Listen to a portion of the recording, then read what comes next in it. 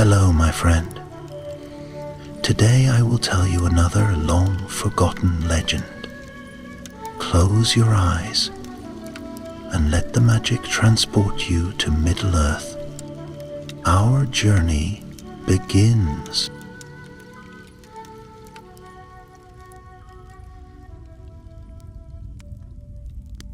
In the deep vales of Beleriand, long before the lands we now know took shape, there stood a secret city carved in stone, hidden beneath the hills beside a roaring river. Nargothrond was its name, and the Narog its river, wide, cold, and swift, coiling like a silver serpent through the dark forest lands. The city was a jewel of elven craft, forged in the early days by Finrod Felagund, beloved king of the Noldor, and later ruled by the shadow-marked warrior Turin Turambar.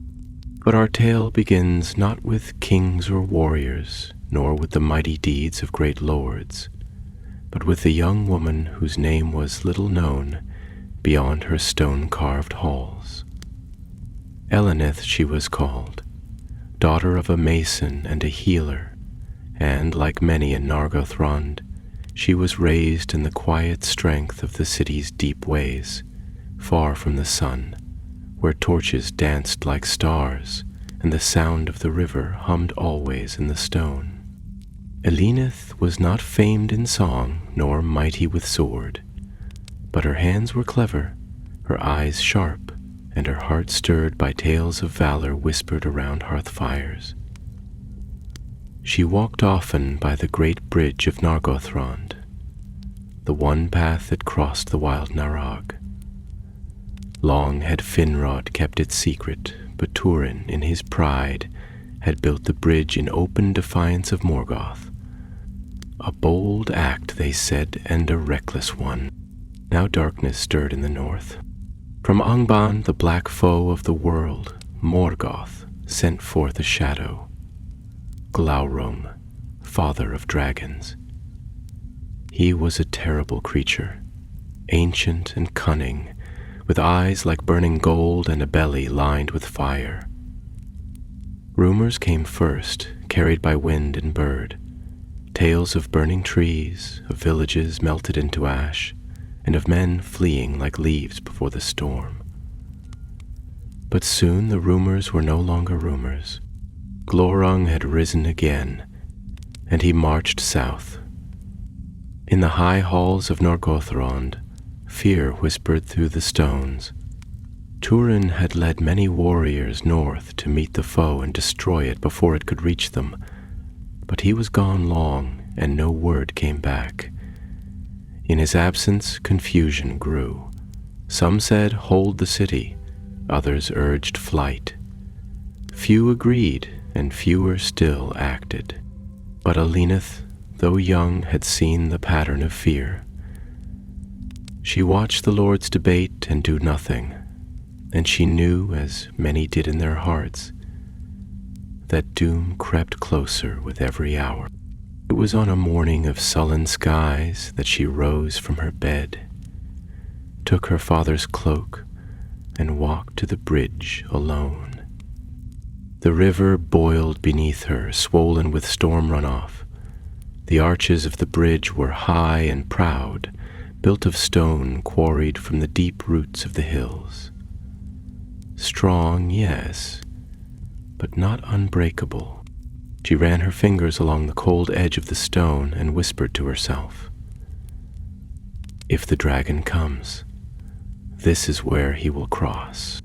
And in her heart a plan began to take shape, one desperate, dangerous plan. For though the bridge stood strong, it also stood wide, too wide.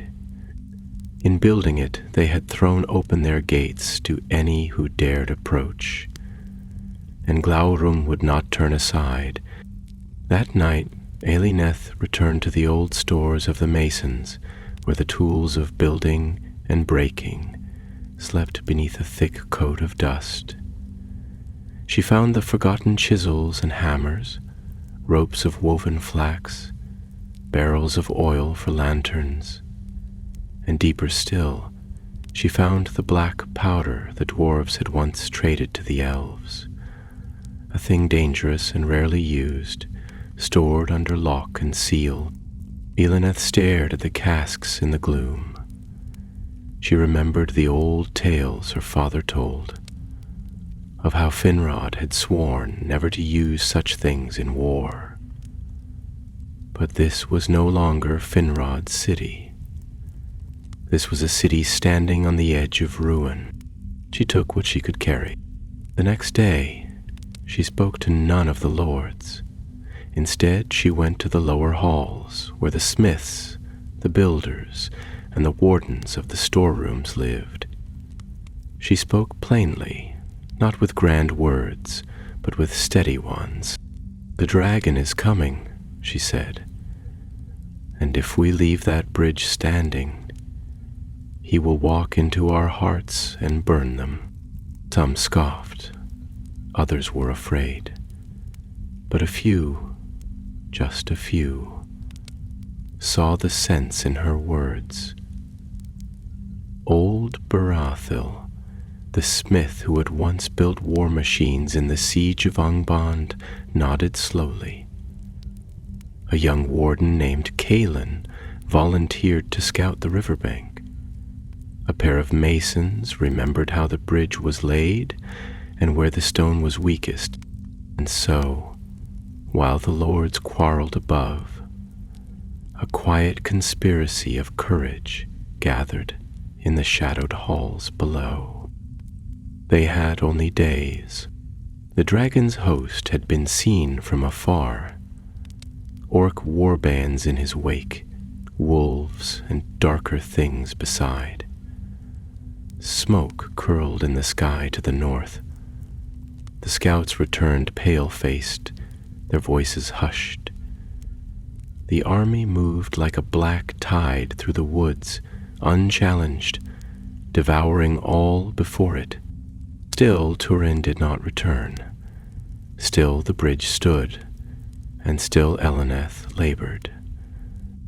By torchlight they worked beneath the stone archways of the bridge, chipping at joints, lacing beams with oil-soaked rope, and planting the dwarf powder in hollows they dug beneath the supports. It was dangerous, exhausting work. More than once, Eleneth's hands bled where the rope bit deep, where stone fell close to crushing her, but she did not yield. Each night she climbed to the high parapet and watched the north. The fire grew nearer, and with it, the time of choice. When she slept, she dreamed of fire and stone, and when she woke, she told herself, the bridge must fall, or all is lost. For if Nargothrond could not be saved, then perhaps it could be spared a slower death. And in this girl, born of quiet folk and nameless halls, the spark of old courage burned anew. Now the days grew dark beneath the shadow of the dragon, and a dread silence settled upon the woods that bordered the river Narog. Even the birds no longer sang in the thickets, and the deer, once bold beneath the eaves of Toranfarath, had fled far westward. A sullen wind blew from the north, bearing with it the stench of ash and iron, and in the heights of the city the leaves of the malorn trees trembled as if in mourning. In the high chambers where once Finrod had held court in peace and music, the stone walls echoed not with song, but with uneasy murmurings and the slow steps of those who waited for doom. Still Turin did not return. Messengers had been sent forth, swift and sure, but none returned.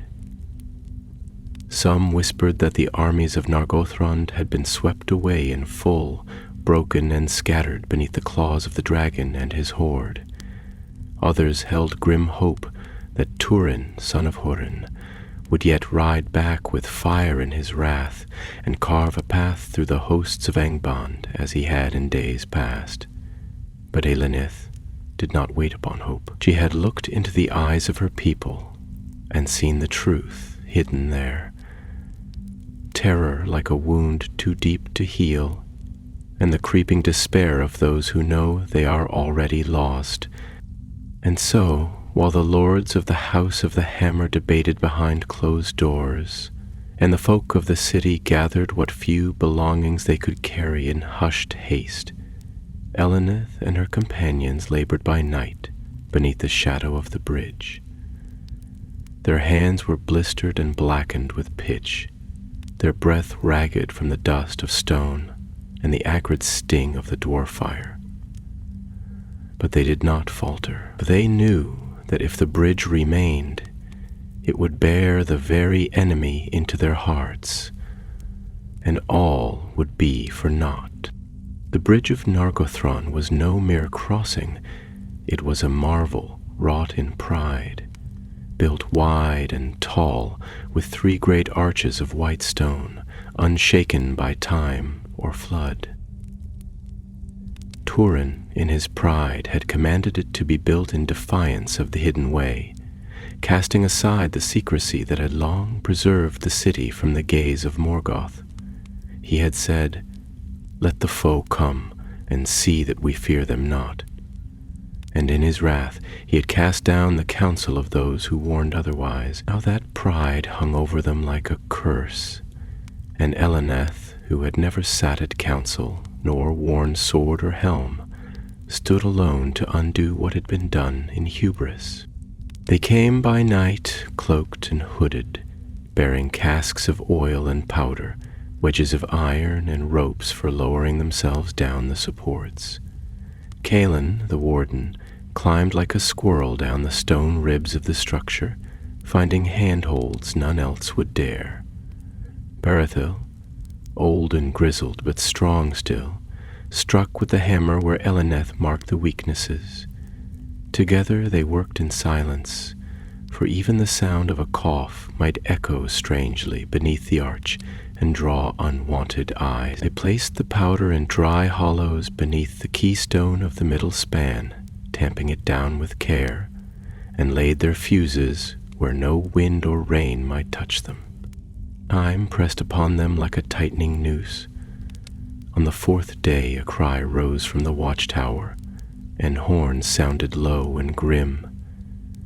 From the north came smoke, thick, black, and unnatural, and in it moved shapes too vast for orcs alone.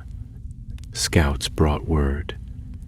The host of the dragon had broken the last defense at Amon Athir, and Glaurung himself, vast and glittering like gold, wreathed in shadow, now moved upon the city. The halls of Nargothrond erupted in dread. Many sought to flee at once, taking what paths they could to the western hills, though few were well marked or safe, for the land was treacherous and the river swift. Still others, trapped in disbelief, remained in their chambers and spoke little, as though silence might yet save them. The lords, bereft of Turin, looked to one another with uncertain eyes, and no voice rose above the din to command what must be done. In the midst of this confusion, Eleneth came forth to the gates of the king's hall, her garments marked with ash and dust, her hair bound in a simple braid, as was the manner of her kin. She asked no leave to speak, but walked into the hall as the captains quarreled. The torchlight flickered upon her face, and she did not tremble. "My lords," she said, and her voice, though not loud, carried with it a stillness that drew their gazes. "I come not to speak of glory, nor to mourn what has already been lost. The enemy marches upon us. Glaurung is near. The river shall not stop him, but the bridge may." A murmur rose, some in derision, others in confusion. One captain, gray with age and weary with fear, shook his head. "You speak of destruction, woman," he said, "of casting down our own work, built in honor and pride. I speak of denying the foe what he has not yet taken, Eleneth answered. The bridge is a path into the city. Tear it down, and he must cross the Narog unaided, or turn aside. Another lord, proud and tall, scoffed. Do you think a bridge will stop a dragon, girl? Glaurum has crossed deeper waters and higher passes. Eleneth did not bow.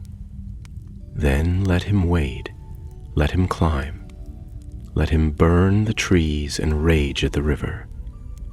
But let him do so away from our doors, while we flee, or fight, or choose our fate as free folk. At that, the lords fell silent, for her words were plain, and the wisdom in them bitter but true. Long had they waited for salvation to come from without, but Eleneth offered no such comfort, only the hard road of action. She bowed once, then turned and left the hall. That night, under clouded skies and a moon hidden in smoke, the final charges were set. Kaelin and 2 others slipped across the bridge and climbed down to the central arch where the powder had been laid. The fuses were drawn long, soaked in oil to burn sure and swift. Eleneth stood on the river's edge with torch in hand, her fingers trembling but her grip firm. Above them the wind carried the first snarls of wolves and the distant clatter of spears. A dull glow began to rise in the north, orange and flickering, the herald of fire. It was time. With one final breath, Hilink lowered the torch and touched it to the fuse. The fire caught, and the serpent of flame hissed away into the stone. They fled from the bridge and did not look back, and behind them, in a thunderous roar that split the night like the wrath of the Valar, the bridge of Nargothrond shuddered and fell, its central arch collapsing into the river below, stones tumbling like broken teeth into the foaming dark. The path was broken, but whether that would be enough to turn the tide, none could yet say. The echo of the bridge's fall rang through the deep caverns of Nargothrond like the knell of some ancient doom. The thunder of breaking stone rolled along the valley like a drumbeat of the earth itself, and for a moment, even the roaring of the river seemed stilled in awe. In the wake of that ruinous sound, silence came, a heavy, waiting hush that pressed upon all who heard it, as though the world itself were drawing breath. Helemi stood upon the banks of the Narog, her face lit by the dying flickers of the fuse and the low red glow of the distant fires to the north. Her chest rose and fell with hard, ragged breaths, and her eyes, wide with strain and dust, searched the darkness beyond the river for signs of movement. Around her, Kaelin and the others gathered, their garments soaked from the spray and their limbs trembling, not only from exertion, but from the weight of what they had done. For though their hearts were set and their hands steady in the work, yet none could undo the great deed that now stood behind them, a deed both terrible and bold, for they had sundered the bridge that had stood 100 years, a pride of craft and strength wrought in open challenge to Morgoth himself. No horn was blown, no triumph was declared. In that hour there was no song, no cheer, but only a grim understanding shared in silence. They had taken the first step upon a path that could not be turned aside. Whatever came now would come in fire and blood. In the high halls, the lords of Nargothrond gathered again, summoned not by herald or trumpet, but by the rumor that spread swift and sure from mouth to mouth, that the bridge had fallen and the river once more flowed free and unbroken.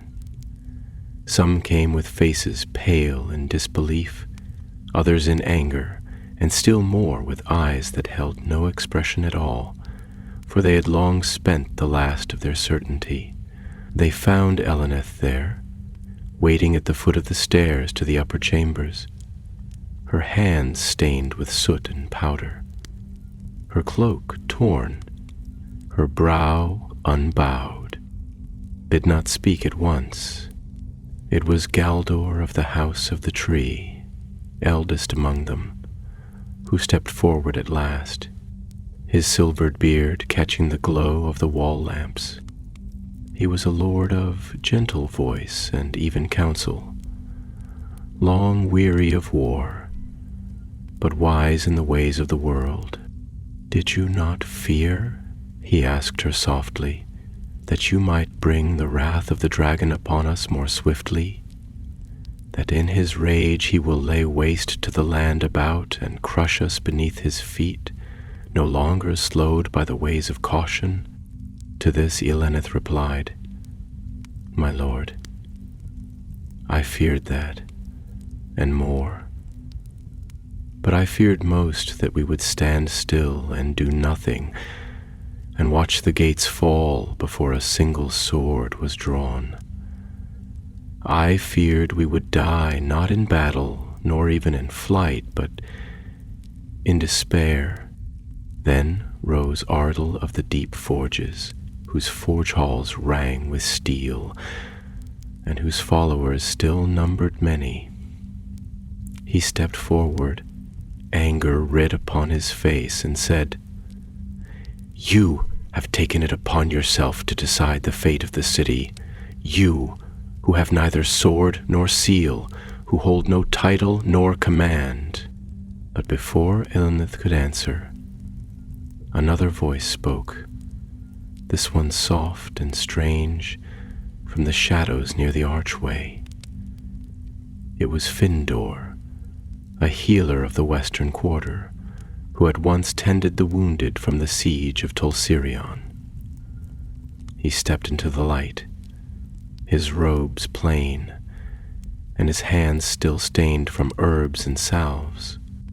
"She holds no sword," he said, "yet has done more to fight this foe than all who have sat idle and counted walls. She holds no title, yet has won followers with truth. If this is rebellion, then let us be glad for it, for without her, our fate would already be sealed." And at that, the lords were silent again, for they knew his words to be just. The pride of their house had brought them to ruin, and in the place where kings had failed, a common daughter of the city had stood firm. It was not joy they felt, nor shame alone, but a weary reckoning that their world had changed in ways they could not mend.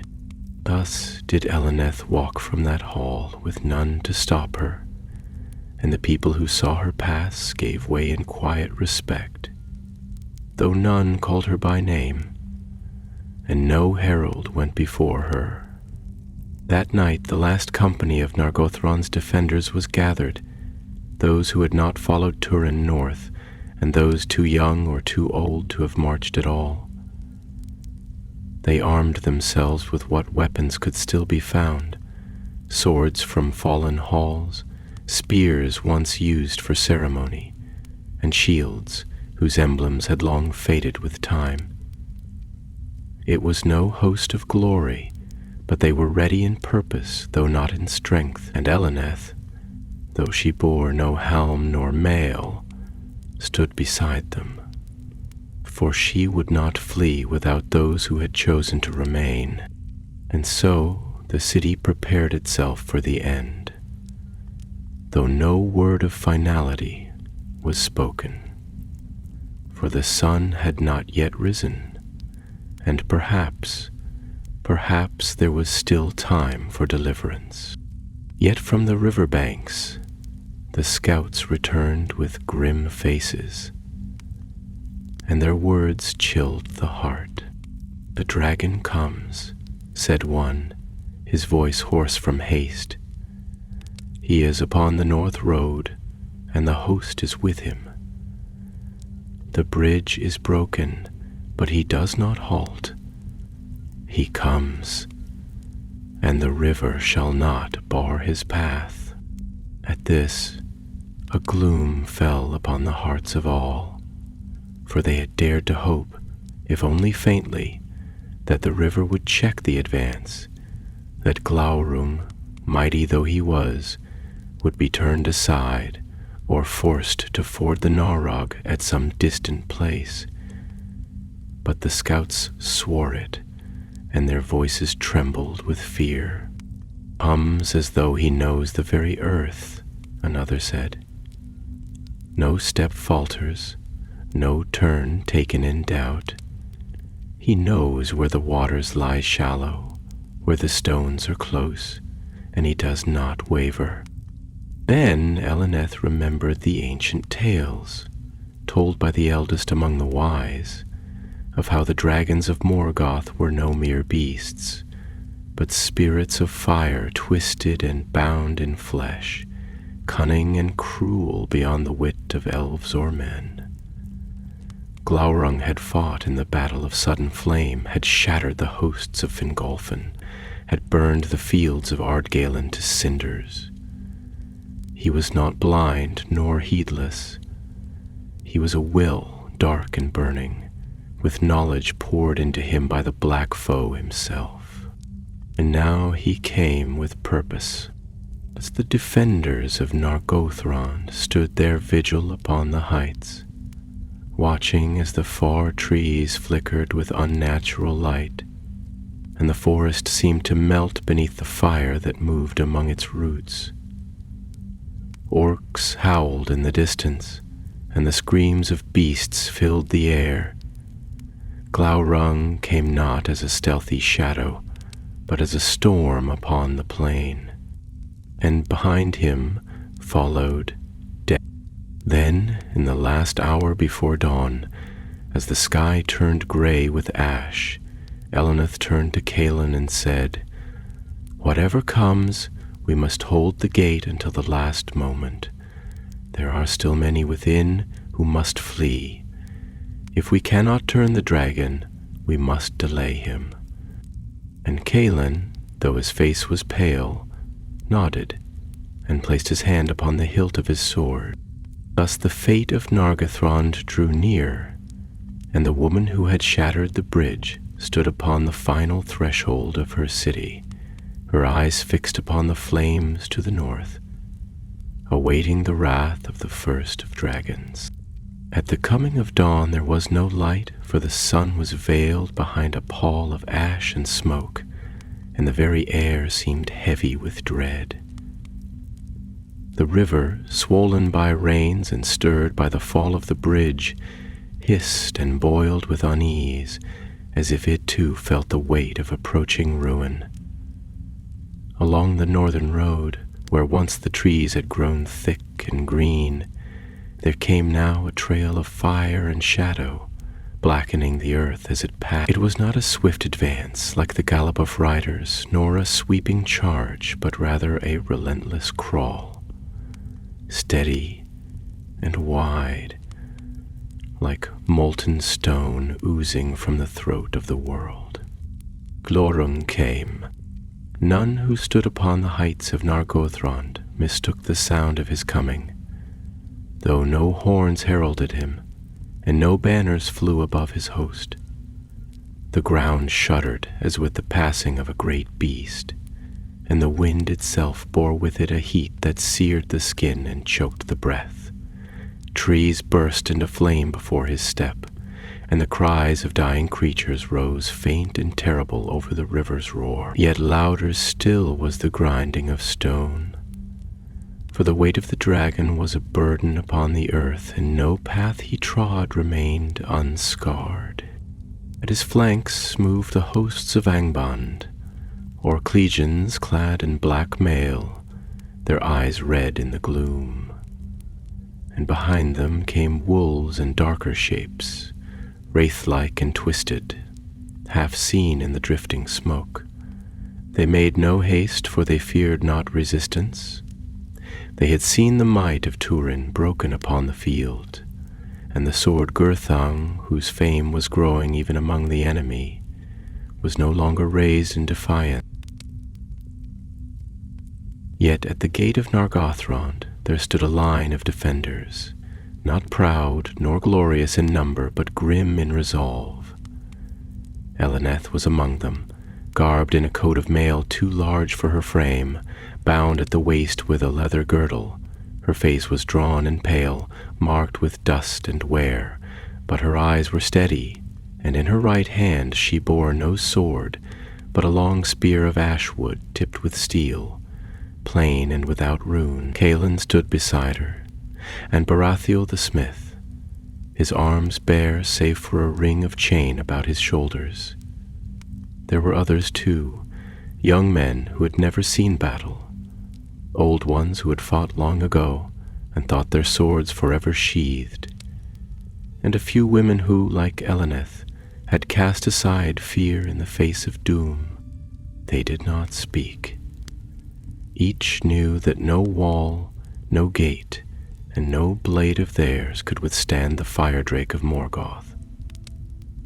But they stood nonetheless, not in the hope of victory, but to buy time.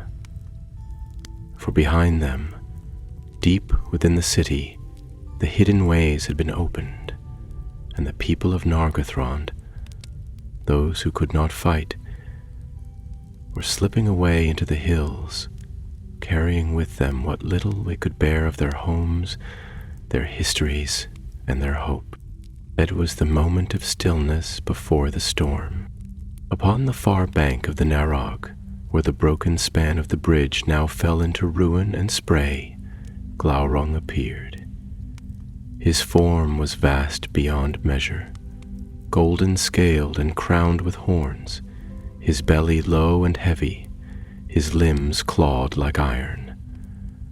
Fire coiled within him, and his breath came in slow, hissing gusts, smoke rising from his nostrils like the breath of a mountain. He gazed across the water, and the light of his eyes was like twin lamps of flame, searching and knowing.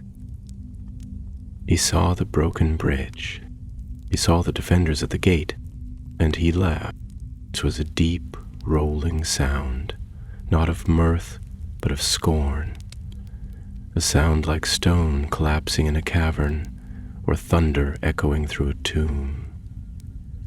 The orcs behind him jeered, lifting their crude weapons in triumph, and the wolves howled as though scenting blood already spilled.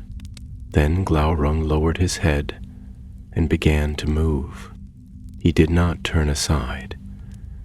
With monstrous slowness he stepped into the river, his claws sinking deep into the rocky bed, steam rising in great clouds as his body met the cold water.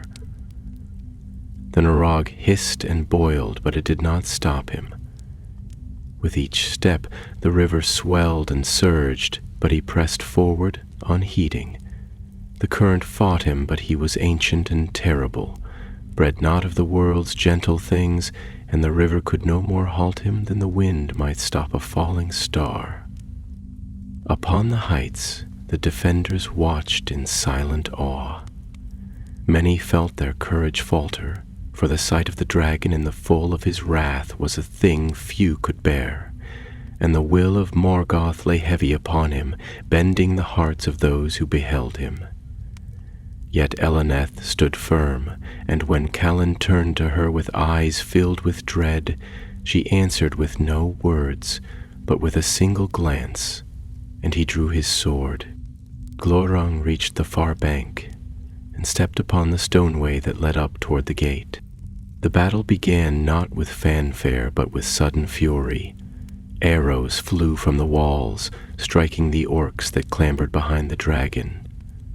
But many missed their mark, or glanced harmlessly from shield and helm.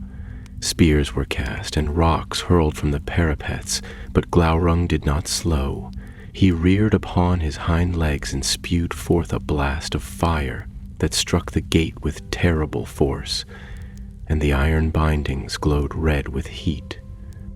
Then did Eleneth cry out, not in fear, but in command, and the defenders charged, and was a wild and desperate assault, not to drive the enemy back, but to delay his advance.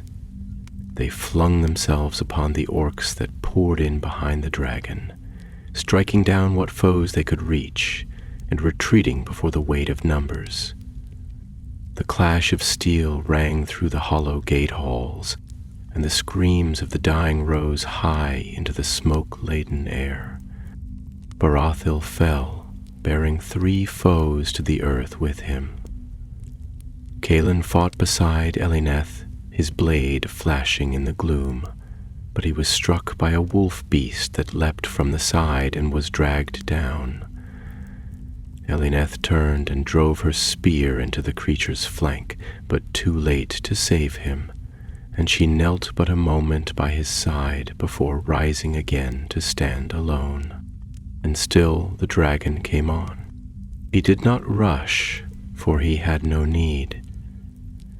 Glaurung moved through the gate of Nargothrond as a lord entering his hall, his gaze sweeping over the wreckage, his breath setting flame to banners and carvings of ancient kings. The fire licked the stone, and the beauty of ages past cracked and blackened beneath his step. Eleneth stood upon the stair that led up into the high court, her body weary, her limbs bruised, her face smudged with blood and ash. She had lost her spear, and in her hand was a sword not her own, taken from a fallen guard. She knew that the time had come, not for flight, but for the final stand. As the dragon lifted his head and beheld her, there was silence, and then he spoke. Then Glaurung opened his maw, and a voice issued forth unlike any that Eleneth had ever heard. It was not the speech of men, nor elves, nor any beast of the earth, but the speech of fire and dominion, old as the dark roots of the mountains, deep as the vaults of Angband, and laden with such power that it made the stone tremble and the heart waver. It was both word and will, a force that did not simply speak, but pressed upon the mind, seeking to unravel thought and crush the will like parchment beneath iron. "Hail, daughter of dust," said the dragon, and his words rang across the blackened court like thunder across a grave. "Bold you are to stand before me, and clever to cast down the bridge. Long has it stood, and I have watched it in shadow and in dream, but you have broken it at last. Tell me, what do you hope to gain, child of Nargothrond? Shall your defiance burn brighter than your bone?" Eleneth did not answer. She stood unmoving, sword in hand, though the heat of his breath burned her skin, and her limbs quailed as though her very blood turned sluggish in her veins. It seemed that her voice had fled, that her thoughts slipped from her grasp like leaves in a storm, for the eyes of Glaurung, vast and terrible, were upon her. Eyes, but she remembered then the tales of old, of how Glaurung had once held the elves of the north in thrall with gaze alone, how none who met his eyes unshielded could act against him or recall who they were. And though her limbs ached and her courage faltered, she tore her gaze away from his, casting her eyes instead to the scorched stones at her feet. She clenched her teeth and gripped the hilt of her sword more tightly, and though her breath came ragged, her voice returned to her. "I did not destroy the bridge to stop you," she said at last, her words faint but clear. for you cannot be stopped by stone nor fire. I destroyed it to delay you, to scatter your host, to buy a breath of time for those behind me.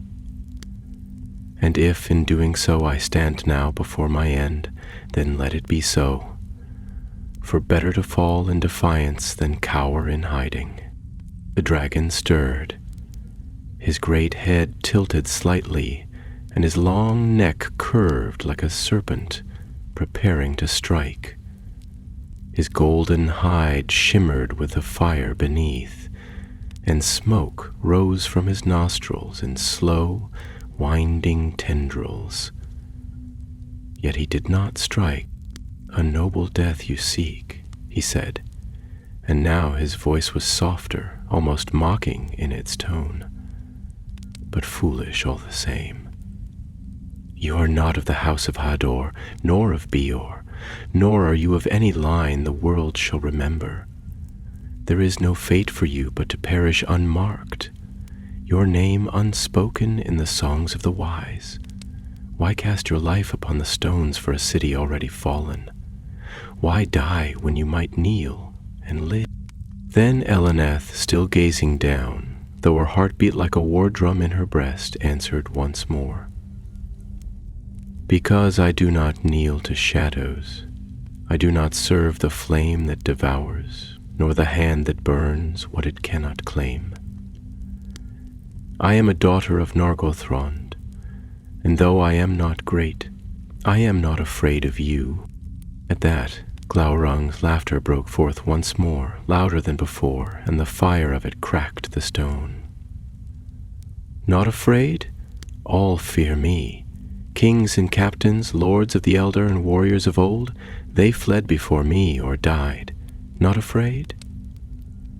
His mirth turned cold, and his eyes narrowed. "Then I shall teach you fear." And with that, the dragon's head darted forward, swift as lightning from a blackened sky, and his breath poured forth in a torrent of flame. Eleneth sprang aside, narrowly escaping the full force of the blast, and the place where she had stood erupted in a sheet of fire. Stone cracked and melted, banners turned to cinders, and the high stair was left scorched and blackened. She rolled to her feet, coughing and half blinded by the smoke, and fled upward, deeper into the high halls where the last defenders had once taken refuge. The dragon came behind, not rushing, but striding as a thing assured of its victory, casting fire before him and calling out her name. "Halaneth," he cried, in a voice that echoed through the chambers like the tolling of a bell.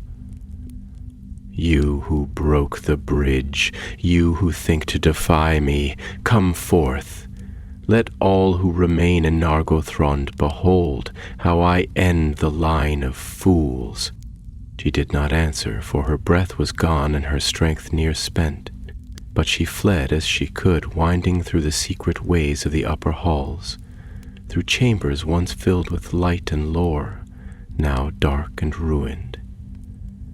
In the hall of the River Kings she paused, and from a broken pillar tore down a banner long faded, blue with a silver crown above a river running swift.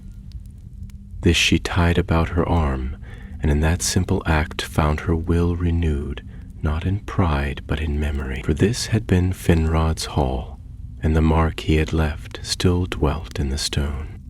Outside, the defenders had fallen, all save a few who now fled westward with the last of the city's folk. The orcs were looting the lower vaults, dragging treasures into the firelight, and the cries of those taken echoed faintly through the stone. Yet still Glaurung climbed, inexorable and fast, following the trail of the girl who had dared defy him. In the chamber above the riverfall, where once the kings had gazed out across the tumbling waters and spoken of far-off lands, Eleneth turned at last to face the end. Her sword was dull, nicked and notched from battle, and her hands trembled with weariness. But she stood tall, the banner of Finrod wound about her wrist, and the light in her eyes was like the last gleam of twilight upon the sea. There the dragon found her, and there he paused, for in that high place the wind still blew through the carved windows, and the river's voice was strong. And for a moment, brief and fleeting, Glaurung seemed to hesitate, as if something ancient stirred within him, some memory buried deep of oaths broken and names once spoken in fear. Then he rose up, and flame kindled in his throat. Then the flame burst forth, not in anger alone, but in wrath made ancient, a torrent of ruin that filled the chamber with searing gold. The stone of the archway cracked, and the carvings of the kings melted beneath its fury. The river's voice was drowned in that roar, and shadows danced like specters across the high walls. Eleneth stood not in the path of that fire, for she had leapt aside, even as the breath of Glaurung scorched the air, and cast forth a heat so terrible that the tapestries upon the far wall ignited without touch. She crouched beneath the pillar of the western gallery, coughing, her sword clutched to her chest, her vision blurred with tears not born of grief, but of smoke. The stone was hot beneath her hands, and her ears rang with the fury of the dragon, who now advanced, coiled and low, his great head swaying from side to side as he sought her, not in haste, but in cruel certainty, as a cat plays with a mouse that has no hole left to flee to. And as he came, he spoke once more, though his voice now was lower, like coals whispering in an ancient hearth. You are brave, child. I do not deny it. But what is bravery without power? What is defiance when all hope is burned away? You are alone now, utterly alone, and the city you would save is no more. Why do you still fight? Eleneth rose slowly, the hem of her cloak scorched and smoking, her hands black with soot. Her breath came shallow, and her strength was nearly spent, but in her gaze there burned a light that was not of fire. And when she spoke, her voice rang out clear. I fight because you are here, she said, and while I yet draw breath, I will not let this place fall wholly to shadow. I do not expect to win, nor even to wound you, but I will not give you Nargothrond without cost. And Glaurung hissed, not in anger, but in amusement.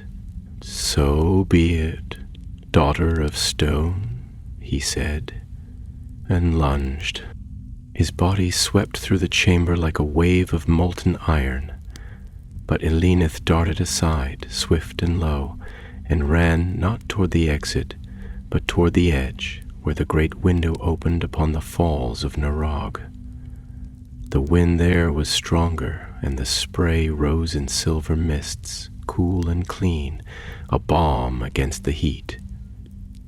She paused but a moment, then turned, not to flee, but to act.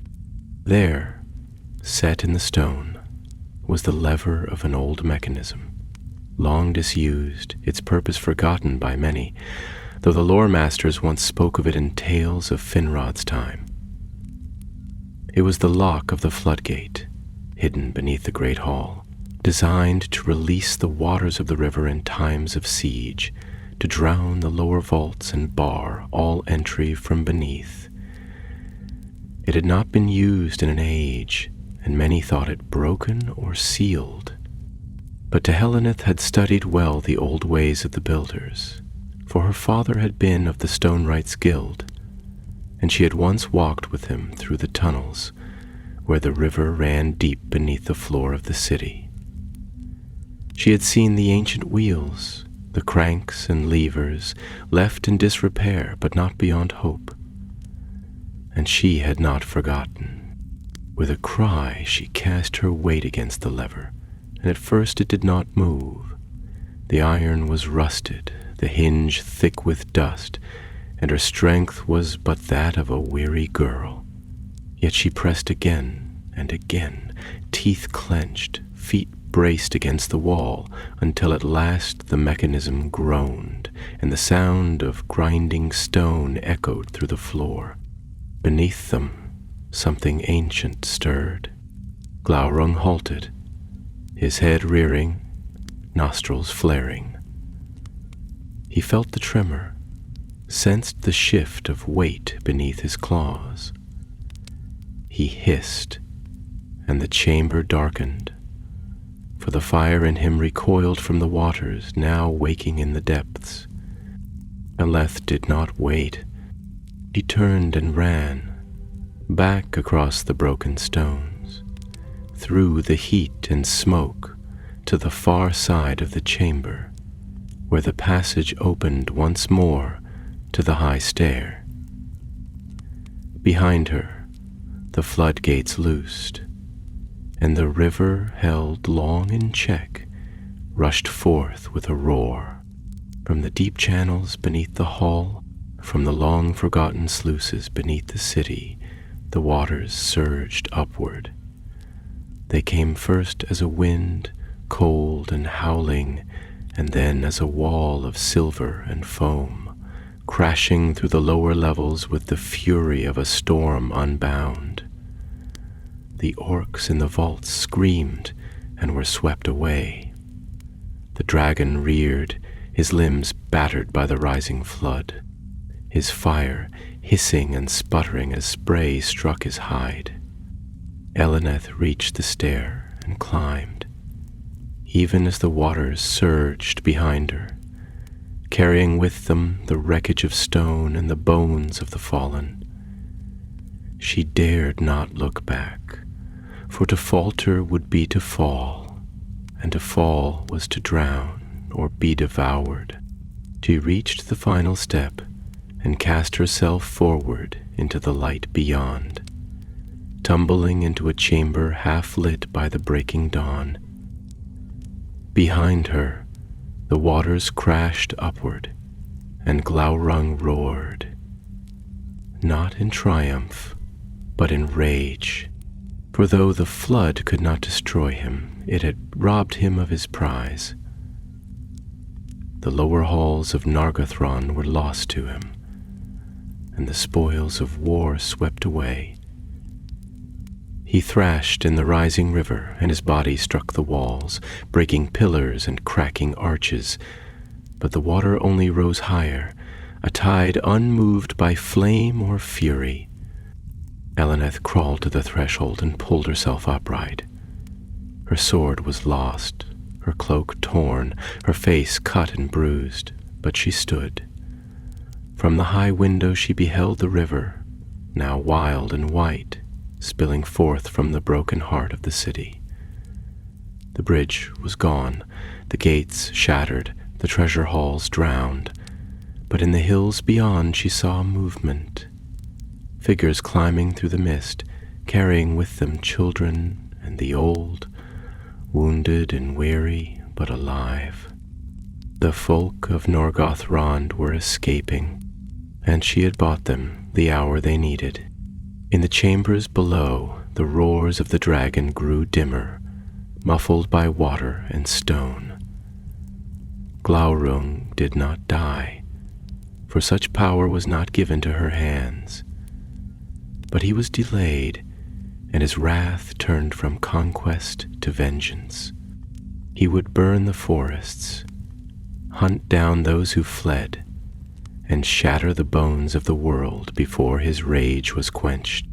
But the heart of Nargothrond had struck him first, and in the songs of the wandering elves, though few remain who know the full tale, it is said that the dragon's fire never shone so bright again, nor did his triumph ever seem so hollow, as when he found the city he had come to conquer broken by the hand of one who had no throne and no fear.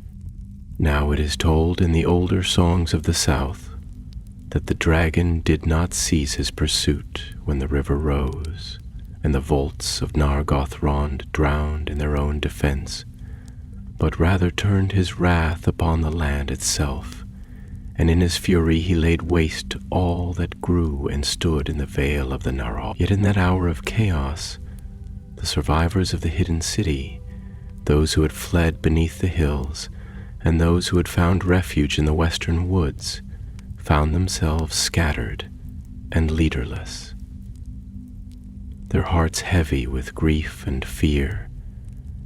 They had escaped the jaws of the enemy, but they did not know whither to go, nor if the world beyond held any hope or sanctuary. They wandered beneath darkened skies, through the broken glens and silent trees, and the land was marred where the dragon had passed. Trees blackened by fire stood like charred sentinels, and the air still bore the scent of smoke and ash. And though they had escaped with their lives, they had left behind all else: their homes, their treasures, their books of lore, and the bones of their kin. Many wept as they walked, and none sang. Elianeth, though weary unto the very marrow of her bones, did not rest long within the high chamber from which she had glimpsed their flight.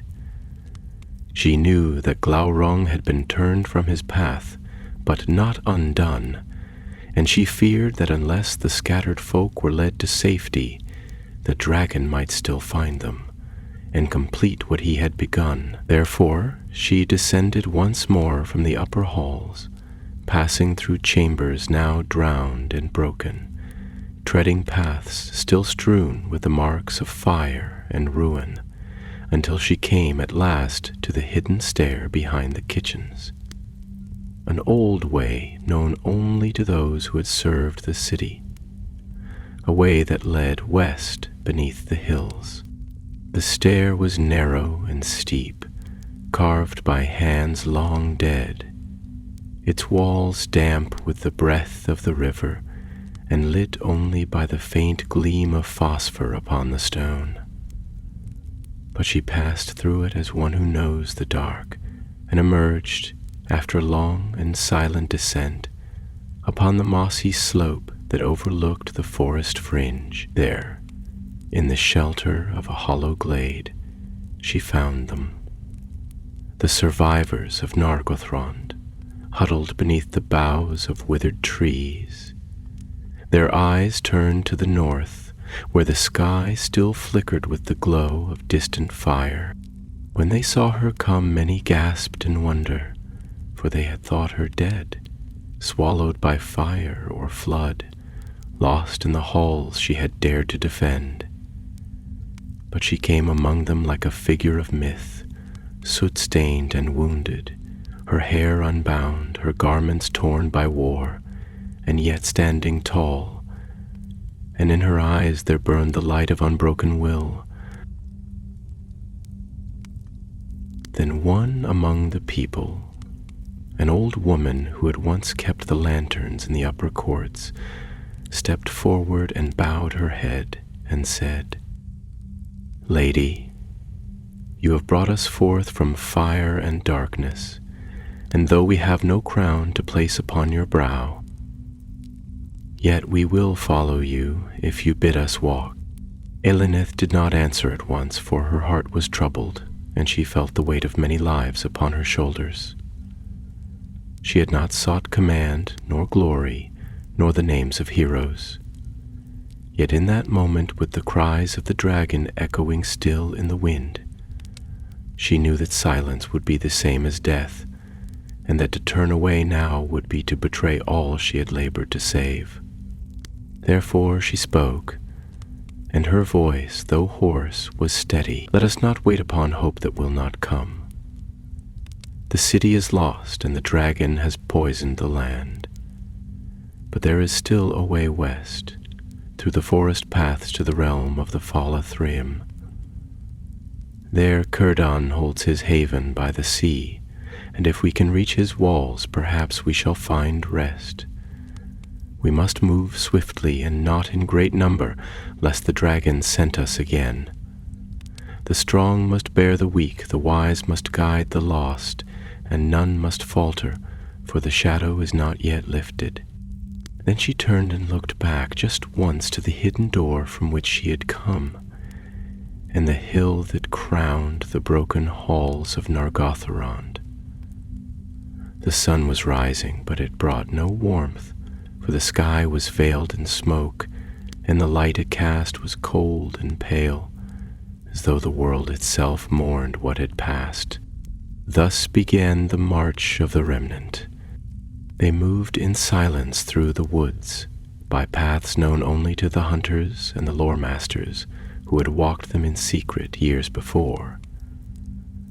Eleneth walked at the head, her steps tireless though her strength waned, and behind her came the others, the children of the city, the widowed and the wounded, the smiths and healers and singers whose halls were lost.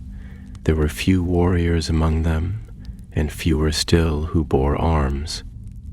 But they went in order, and each watched for the other, and not one was left behind. In those days the land itself seemed hostile. The creatures of the forest had fled or fallen silent, and strange noises stirred in the night. Howls in the far distance, the creak of trees that bent though no wind stirred, and once the shriek of some winged thing that passed above them at twilight, hidden behind the smoke. But the dragon did not follow, for he lingered still among the ruins, seeking some last treasure to claim or destroy. And perhaps the river's wrath had wearied even him for a time. On the 5th day of their flight, they came upon a stream that flowed from the hills into a broad glade, and there they halted, for many had grown faint with hunger and thirst.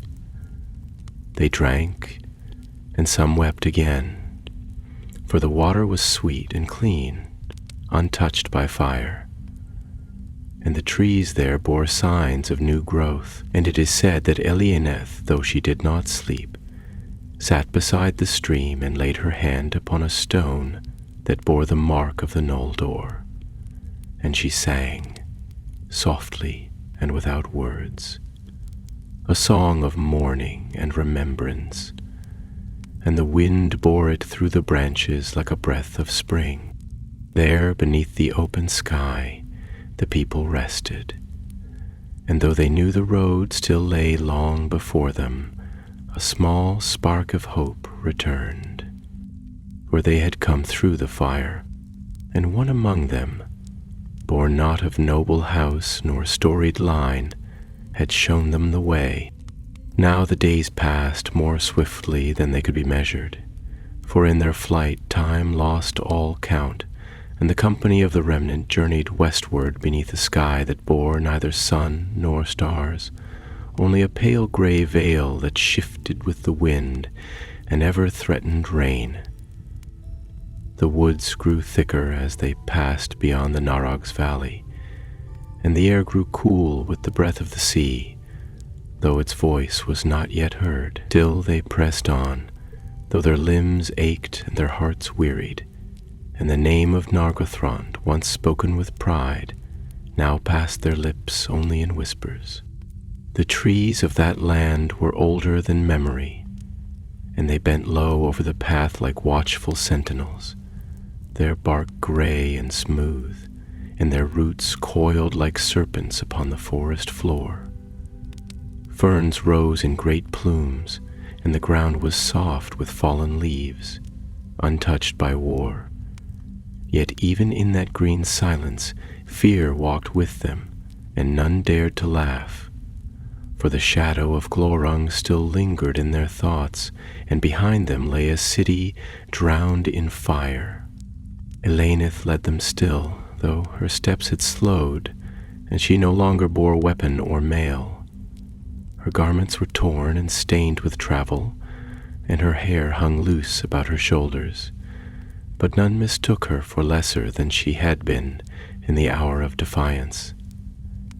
Indeed, there was in her now a deeper strength, one born not of might or command, but of endurance, of the will that does not break, though it is tested by fire and loss. She spoke little, save to give counsel or comfort, and often walked apart from the others.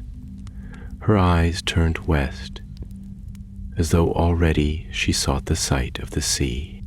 Among those who followed her were many who had lost kin in the sack of the city, young folk who had seen their fathers fall upon the threshold, mothers whose children had been taken in the flight, and elders whose lives had spanned the full age of Nargothrond, now broken in their twilight. Yet though sorrow walked among them, a strange peace had also begun to grow, like green shoots after storm. For they had not only survived, but endured together, and in the face of ruin had found a bond stronger than stone. On the 8th day of their wandering, they came upon a hollow where a great tree had fallen, its roots torn from the earth and its trunk split by some ancient storm. There they made their camp, for the sky had darkened with rain, and the light beneath the boughs turned to silver twilight. Fires were lit, not for warmth only, but for the hearts of those who had not seen fire that did not burn with dread. Their songs were sung, halting and soft but beautiful nonetheless, for the elves among them remembered the music of Aman, and even the youngest of the mortal folk knew lullabies from gentler times. It was in that place that Elaine, for the first time since the fall, sat with the people and spoke of what had passed, not with pride nor with sorrow, but plainly, as one who speaks not for her own glory, but so that others may remember what must not be forgotten. She told of the forging of the bridge, and how it had stood in defiance of counsel, raised in the pride of a warrior king. She spoke of Turin, son of Hurin, and the deeds he had done in the north, of his courage and his shadow, and of how he had sought to bring strength to the city, but had also brought doom. Then she told of the coming of the dragon, of the fire in the trees and the smoke upon the hills, and of the breaking of the bridge beneath the weight of fear and stone. She told of Berethil, who died with hammer in hand, and of Calin, the warden whose sword shone in the last defense. She spoke no word of her own deeds, save only to say that one among them had stood and acted when none else dared, and that the city had fallen, but not without resistance. And when she fell silent, none spoke for a while, for all who sat around the fire saw not the broken maiden clad in travel rags, but a figure of quiet flame, a voice that had called them from ruin and led them through shadow. That night the stars returned. The veil of smoke was lifted, and through the branches above the sky was clear, deep and black, strewn with the ancient lights of Varda. Many lay upon the moss and wept, not for sorrow, but for the beauty long unseen. And Elenith stood beneath the starlight and looked west, where the night seemed gentler, and the air carried the scent of salt and rain. On the morning that followed, they woke to bird song and the sound of the sea. It was faint at first, a murmur beneath the wind, but unmistakable to those who had heard it in dreams, the long, low thunder of waves upon the shore. Hope stirred anew, and they rose quickly and broke their fast with what little they had. The old walked with firmer steps, and the children no longer clung in fear. Elenith smiled but once, and though none saw it save a young girl who walked at her side, it was remembered for years after, as a sign that the worst was behind them. By noon they reached the edge of the forest, where the land fell away in green cliffs, and the wide sea stretched beyond. There, nestled between the hills and the shore, they saw white walls and tall towers shining in the sun, and pennants of blue and silver flying above stone quays. It was Eglarest, one of the havens of the Falas, and there Círdan the shipwright kept his watch upon the western sea. The guards upon the hill hailed them in the tongue of the grey elves. And when they saw the banner that Eleneth bore, faded though it was, the sigil of Finrod, crown above river, they opened the gate, and the remnant of Nargothrond entered in. Many were taken to the healing halls, and others to the houses of the weavers and singers. Elves of the havens moved among them like wind through tall grass, gentle and quiet, and the people wept again, but this time in peace. Food was brought forth, and wine, and garments of soft cloth, and for the first time since the breaking of their home, they slept without fear. Eleneth stood for a long time upon the quay, her gaze upon the horizon where the sea met the sky. She did not speak, nor did she enter the halls. The wind tugged at her hair, and the gulls wheeled above, crying in the air. And there was in her a stillness, as though her heart, long strained, had at last come to rest. She had led her people through fire and flood, through the ruins of pride and the peril of shadow, and now the sea lay before them. Now, among the havens of the Falas, where the foam of the western sea washes the stones of long quays, and tall ships lie at anchor beneath banners of starlight, there was great wonder at the coming of the remnant out of the ruined realm of Nargothrond.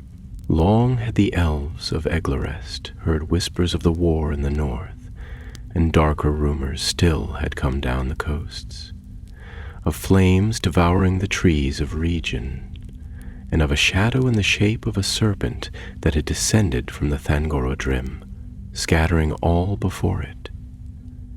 Yet of the fall of Finrod's city and the death of its people, they had known nothing, save what the sea-birds carried in their silent flight.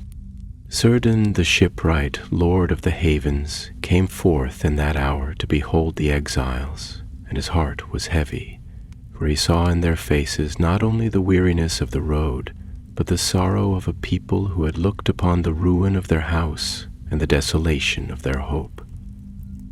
He was tall and ancient, long-bearded and solemn-eyed, and of all the lords of the Sindar, he alone had kept his gaze westward, waiting for the day when ships might bear the last of the faithful across the sea.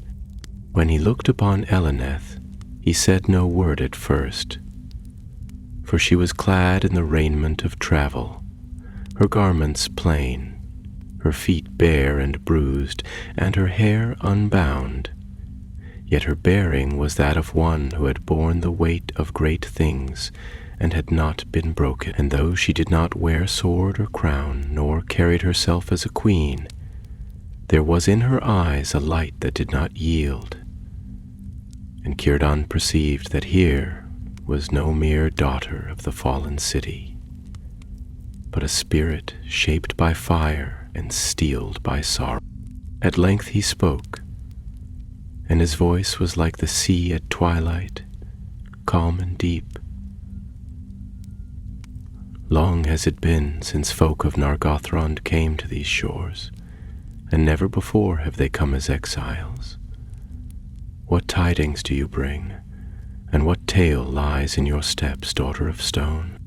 Eleneth bowed low, and her voice, when it came, was quiet and clear, as though spoken through the memory of smoke. I bring no tidings of joy, my lord, nor hope that is whole. Nargothrond is fallen, its bridge broken and its halls drowned. The dragon Glaurung, fire of Morgoth, has taken what once was hidden, and scattered what once was strong. I led the remnant forth through the secret ways, and by the will of the river and the silence of the woods, we have come to you. That is the tale, and it is not noble, but true." Then Círdan was silent, and the other lords gathered there bowed their heads. For the fall of Nargothrond was no small loss in the War of the West. It had stood for centuries as a bastion of the Noldor, a place of light and knowledge, hidden in the earth and strong with craft. That it should fall, not by siege alone, but by the pride of its own making and the wrath of the enemy, was a wound to the heart of all free peoples. But though many grieved, there were also among them those who beheld Eleneth with wonder and whispered her name, for already tales had begun to pass from mouth to mouth, even among the elves, who forget little. It was said that she alone had dared to speak when the lords fell silent, and had led the secret work that broke the bridge. It was told that she had stood before the dragon with no sort of power, and that she had opened the floodgates of the Narog in the very halls of the kings, drowning the vaults to deny the foe. Some said she had faced Glaurung and spoken to him as an equal, and that in her words he had found no fear. Eleneth heard these murmurings and turned away, for such praise sat ill upon her. She had not sought glory, and in her heart still dwelt the memory of Caelin's fall, of Barathil's last stand, and of the cries that echoed through the stone as the fire devoured all. She did not forget the faces of those left behind, nor the beauty that had been lost. And though her will had not broken, her soul bore the scars of that ruin.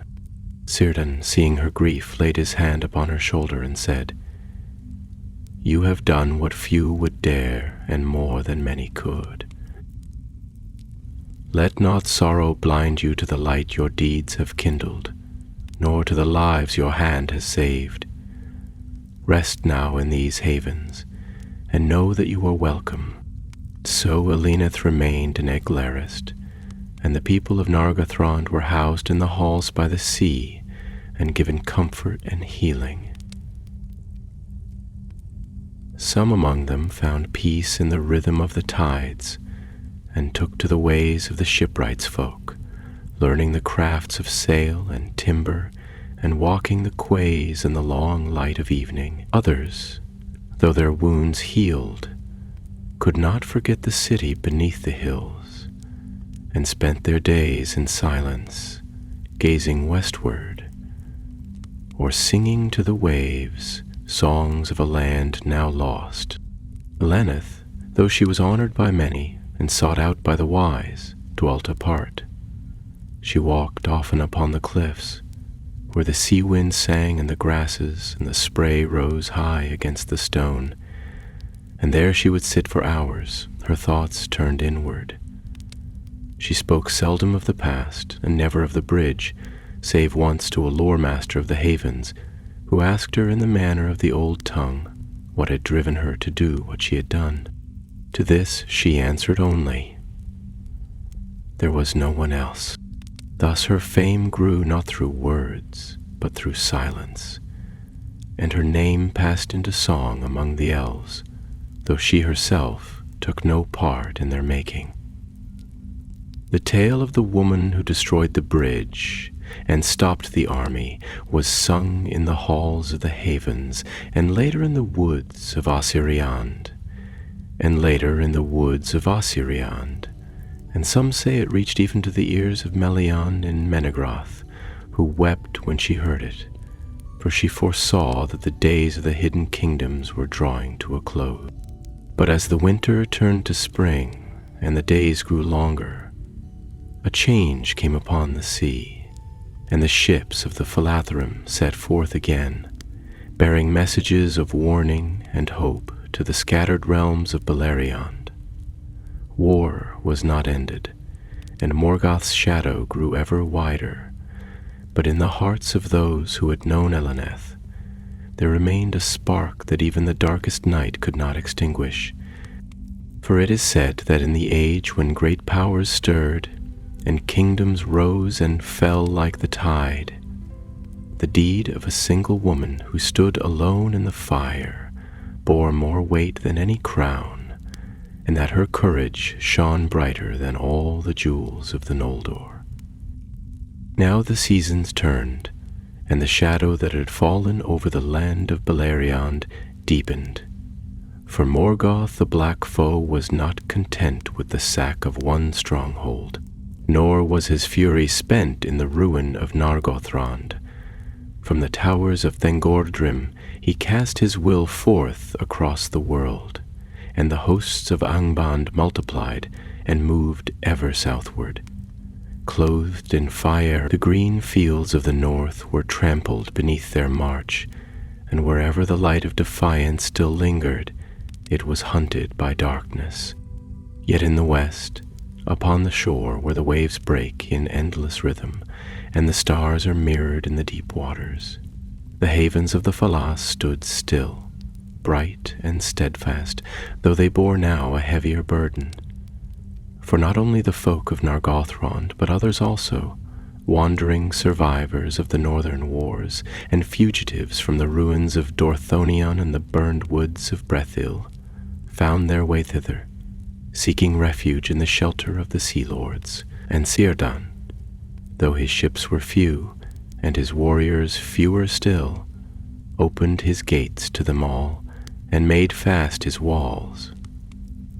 For he knew that the storm to come would fall upon every shore. Among those who had come to dwell in Acre Rest, Eleneth remained, though many seasons had passed since the day she led her people from the ruin of their home. She did not take to the sea, though many of the young and brave were drawn to it, finding healing in the white sails and the wind upon their brows. Nor did she linger in the healing houses, or seek out songs and lore in the halls of the Sindar. Rather, she dwelt often upon the cliffs, in a small house of grey stone set among the heather, and there she tended a garden where sea grasses and white flowers grew, and few knew her coming or going. But those who beheld her in passing saw that her hair had grown long and silver-flecked, though she was not old, and her eyes held the light of one who had walked through flame and still remembered the fire. She spoke little, save when counsel was needed, and even then she gave her words with the careful measure of one who had weighed the cost of speech. Yet all who came to her in need found her strong and steady, and there were those who said that she had been changed in the day she stood before Glaurung, and that a part of the dragon's fire had entered her soul, not to consume, but to temper it. Now it came to pass that a new peril drew near. Scouts came riding from the north, speaking of strange movements among the ruins of the old roads, and of black-winged creatures that flew by night across the woods of Sirion. The skies grew dimmer, and the light of the stars seemed veiled, as though some unseen power stirred again in the dark places of the world. And it was said that Glaurung had not returned to Angband, nor had he gone forth eastward to the dwarves, but lingered yet in the wilderness, watching and waiting. Then the captains of the Falas met in council, and word was sent to all the folk who had come into the havens that they must prepare for war or for flight. Círdan spoke then, and his voice was heavy with the weight of years. This coast shall not endure a storm, such as Morgoth now gathers. Though my walls are strong and my mariners true, we cannot stand alone. We must send word to the sons of Feanor, to the Haladin who dwell in the south, and to Thingol in Menegroth, if he will hear us, and we must consider the ships. There was silence then, for all knew what he meant. Though the doom of Mandos forbade the return of the Noldor across the sea, and the way to the west was hidden, yet among the oldest mariners of the Falas there remained still a longing for the undying lands. And it was said that in the hour of greatest need, one ship might yet find its way through the shadows and bear tidings beyond the circles of the world. But Ilaneth, when she was called to that council, did not speak of ships or of far journeys. She rose slowly and said, "The enemy will come not only with fire and arms, but with dread and with lies that burn the mind. We have seen the work of Glaurung, and if he moves again, he will strike where hearts are weakest. We must not only guard the walls, we must be ready to guard the will of our people." Then Círdan looked upon her and nodded, saying, "You have spoken truth as before. Then tell us, Eleneth of Nargothrond, what should we do?" And she answered, "Let the warriors keep watch upon the hills, and let the ships be made ready. But within the havens let there be no idleness. Let the smithies burn, and the forges ring. Let the people labor, not in fear, but in preparation. And let every hand be turned to the making of what may be needed, not only swords and shields, but carts, stores of grain and medicines. And let the children be taught what the darkness is and what it seeks. Let them know that fear is the weapon of the foe, and that to stand together is the first defense." And her words were heeded. So it was that the haven folk, though few in number, became strong in will and swift in purpose. The walls were reinforced with stone brought down from the high cliffs, and the shipwrights worked day and night upon new vessels, crafting hulls from seasoned wood and fitting sails of silver gray. And within the city, the people labored as one, and there was no longer any division between those who had come from the north and those born of the sea. The fire of shared purpose was kindled, and the fear that had lain heavy was lifted, though the sky remained dark. And among them Eleneth moved, not as one who rules, but as one who walks beside. She worked beside the weavers and the masons, and she tended the sick with hands grown sure. And when the children gathered in the evening light, she would speak to them of the old days, not only of Nargothrond, but of the world before the darkening, and the music that shaped the stars. And though her voice was quiet, it carried the strength of stone and the memory of flame. Then, one evening, as the tide drew out and the stars shone bright for the first time in many nights, a ship came into the haven bearing tidings from the east. The sons of Feanor had marched again, and in their company were many men of the south, tall and grim, who bore news of battle in the lands beyond the Andrum. And among the messengers was an elf of Doriath, who bore a letter written in the hand of Melion the queen. To Elimeth he came and bowed low, saying, "The lady of Menegroth has heard of your deeds, and she sends this with her blessing." Then he gave her the scroll, bound in green silk and sealed with the sigil of Luthien. And Elneth, standing upon the stone quay beneath the stars, opened the letter and read. And what was written there would change her course once more.